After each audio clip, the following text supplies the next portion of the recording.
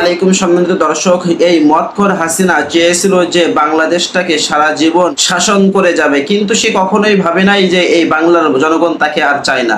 দর্শক, এই মদখোর হাসিনাকে নিয়ে এই পুলিশ ভাই কি বলেছে সেটা আপনারা দেখতে পাবেন। দর্শক ভিডিওটি সম্পূর্ণ দেখবেন এবং বেশ বেশি শেয়ার করে অন্যকে দেখার সুযোগ করে দিবেন। চলুন দর্শক, আমরা সর্বপ্রথম দেখে আসি এই পুলিশ ভাই কি বলেছে। একটা প্রশ্ন এসেছে এরকম যে প্রত্যেক থানায় মামলা করা লাগবে কিনা, মানে প্রত্যেক এরিয়াতে মামলা করা লাগবে কিনা, নাকি না একটা মামলা করলেই চলবে।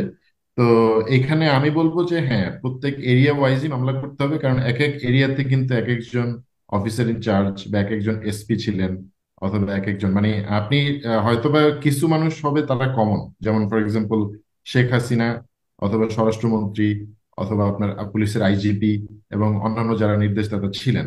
কিন্তু ধরেন ঢাকার মধ্যে যে শুধু মানে হত্যা হয়েছে তা কিন্তু নয়, ঢাকার বাইরেও কিন্তু অনেক হত্যা হয়েছে। তো সেগুলোর জন্য কিন্তু ওই করেসপন্ডিং এরিয়ার যারা মানে এর মধ্যে যারা সংশ্লিষ্ট ছিলেন, তাদেরকেও কিন্তু এর এই আওতায় আনতে হবে। সো এই জন্য আমি মনে করি যে সব জায়গাতেই কিন্তু মামলা করা দরকার, কারণ আপনি যদি শুধুমাত্র ঢাকাতে একটি মামলা করেন, তো চিটাগাঙে যেই মানুষটা খুন হলো, ওখানে যে যারা ডিরেক্টলি ইনভলভ ছিল, তারা কিন্তু এই আইনের আওতায় কিন্তু আসছে না। সো ইন্ডিভিজুয়ালি এটা মামলাটা করা বলে আমি মনে করি। তারপরে একটি কোয়েশ্চেন আসছে যে বিচার পসিবল কিনা। অফকোর্স বিচার পসিবল, এবং ওই ভাই যেই আইনের কথা বললেন, সেটা হচ্ছে যে আপনার জাতির পিতার ফ্যামিলি মেম্বার যারা আছে, তারা এসএসএ প্রোটোকল পাবে। আমি মনে করি যে হ্যাঁ, উনি একটা ভালো ব্যাপার কিন্তু এর মাধ্যমে হাইলাইট করেছেন, যে এই আইনটা অবিলম্বে আমি মনে করি যে এটাকে রদ করা উচিত, যে কোনো উপায় হোক। এটা অবশ্য একটু জটিলতা আছে, যেহেতু এখন পার্লামেন্ট নাই।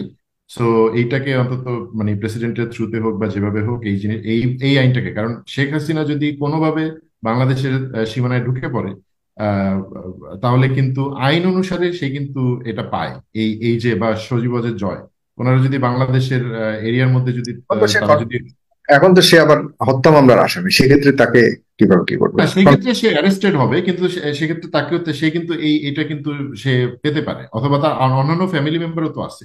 ধরেন কথার কথা, আপনার আহ, ববি আছেন, অথবা অন্যান্য যে তার ফ্যামিলি মেম্বার আছে, শেখ রেহানা আছেন। তো তাদেরকে আপনি সবার বিরুদ্ধে যদি মামলা দেন, তাহলে সেটা একরকম হিসাব, কিন্তু যে কোনো ফ্যামিলি মেম্বারই কিন্তু এই এসএসএ প্রোটোকল কিন্তু পাবে। তো কাজে এই আইনটা নিয়ে আমি বলবো যে আমাদের অন্তর্বর্তীকালীন সরকার যারা আছেন, তাদের একটু একটু ভেবে দেখতে হবে যে এই এই ব্যাপারটা আসলে তাদের ইয়ে করা উচিত।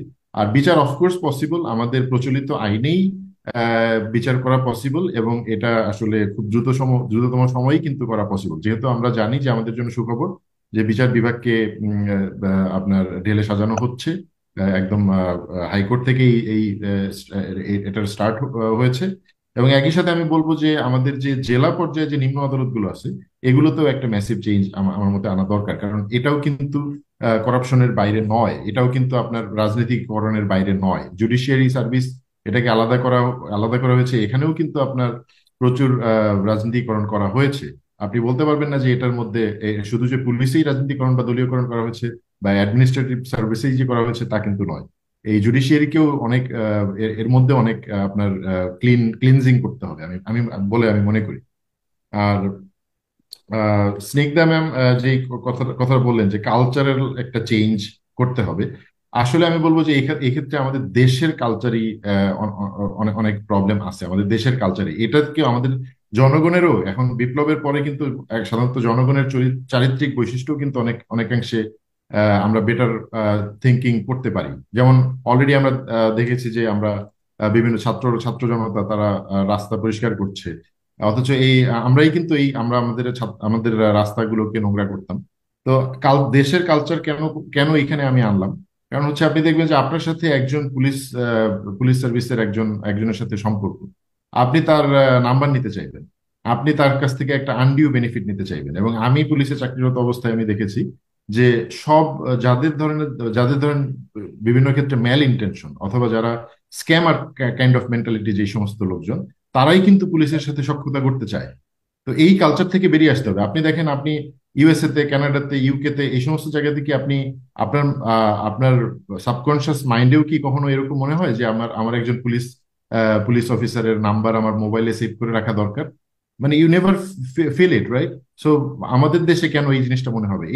এটা আসলে একটা ভিসিয়াস সাইকেল, যে যেহেতু আপনি রেফারেন্স ছাড়া একটা থানাতে গিয়ে একটা সার্ভিস পাবেন না, সো এই হুম। জন্য আসলে আপনার মধ্যে এই নেসেসিটিটা তৈরি হয়। ইভেন দেখবেন যে যেই লোকটা লেগাল কাজটা করাতে ঘুষ দিতে হয়, মানে যে কাজটা তার কথা করার কথা, লেজিট, যেটা আপনার লেজিট রাইট, হ্যাঁ হ্যাঁ, হ্যাঁ, এটাকে ঘুষ দিতে হয়। ইলিগাল কাজ করে তো ঘুষ দিতে হয় না, কারণ সারাক্ষণ এক্স্যাক্টলি। লিগাল হয়ে গেছে, এবং ইলিগাল আপনি একটা পর্যায়ে চলে গেছে। এক্স্যাক্টলি, এবং আপনি আরো একটা ব্যাপার দেখবেন, সরকারি কর্মকর্তাদের মধ্যে একটা টেন্ডেন্সি, তাদের যেটা ম্যান্ডেট নিয়ে তারা যেই পদ চেয়ারটাতে বসে সেই কাজটা করেও তারা কিন্তু প্রমোট করে। যেমন ধরেন সরকার থেকে ত্রাণ আহ, চলে গেছে আপনার করোনার টাইমে, তো উপজেলা নির্বাহী অফিসার তারা লিখতেছে যে উপজেলা নির্বাহী অফিসারের পক্ষ থেকে ত্রাণ, অথবা ডিসির পক্ষ থেকে ত্রাণ।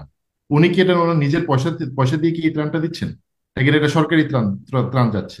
উনি হুম। একটা ভালো একটা কাজ করলেন, ভালো কাজ না, উনি একটা কাজ করেছেন আমি বলবো, সেটা কি উনি প্রমোট করছেন যে এখানে এই জিনিসটা ফেয়ার। তো এই ফেয়ার করাটাই তো আপনার কাজ, এর মধ্যে তো কোনো ক্রেডিট নাই।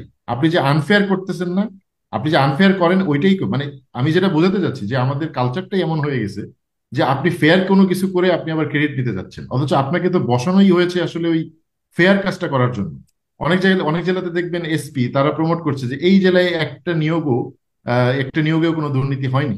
তো দুর্নীতি কেন হবে? আপনি এটাকে প্রমোট করার কি এখানে ক্রেডিট, মানে ক্রেডিট নেয়ার আসলে ব্যাপারটা কোথায়? তো যাই হোক, আরেকটা বিষয় আপনি আহ, আহ, আমার আপনি একটা কোয়েশ্চেন করেছিলেন যে এই যে ক্ষোভটা রেশনাল কিনা, জনগণের যে ক্ষোভ পুলিশের প্রতি। এই দেখেন, এই ক্ষোভগুলোর অনেকগুলো রিজন আছে। আমি বলবো যে অনেকের অনেক কোয়েশ্চেন গুলো ইনফ্যাক্ট এর মধ্যে কভার হয়ে যাবে বলে আমি বিশ্বাস করি। তো ফার্স্ট অফ অল, আমাদের নিচের লেভেলে যেই নিয়োগটা হয়, আমি বলবো যে বিসিএস লেভেলে যে নিয়োগটা, এই লেভেলে আপনি যদি কোটা প্লাস রাজনৈতিক যে বিভিন্ন তদবির বা পার্সুয়েশন কনসিডার করেন, আমি বলবো এই নাম্বারটা অলমোস্ট 70 to 80%। মানে এটা মানে আনফেয়ার। কোটা প্লাস আদার্স আমি যদি বলি, তার মানে এখানে আসতেছে কিন্তু অনলি 20 to 30% হচ্ছে আপনার ফেয়ার, একদম completely by dint of merit. আর আপনি নিচের দিকে যদি যান, যেমন সাব ইন্সপেক্টর, সার্জেন্ট, এই এই এই দুইটা র্যাঙ্কে কিন্তু আপনার নিয়োগ হচ্ছে। তো এখানেও আপনি মোরলেস এরকমই পাবেন, 20 to 30% হয়তো বা ফেয়ার। বাকি পুরাটাই কিন্তু আপনার আলটিমেটলি যে কোটা বা বিভিন্ন মানে একটা আহ, রাষ্ট্রীয়ভাবে অবৈধ পলিসি, আর একটা হচ্ছে আপনার হিডেন অবৈধ পলিসি, টাকা পয়সার লেনদেন। আপনারা আবেদ আলীর নামও কিন্তু শুনেছেন, এই আন্দোলনের উসিলায় অবশ্য তার নাম ঢাকা পড়ে গেছে।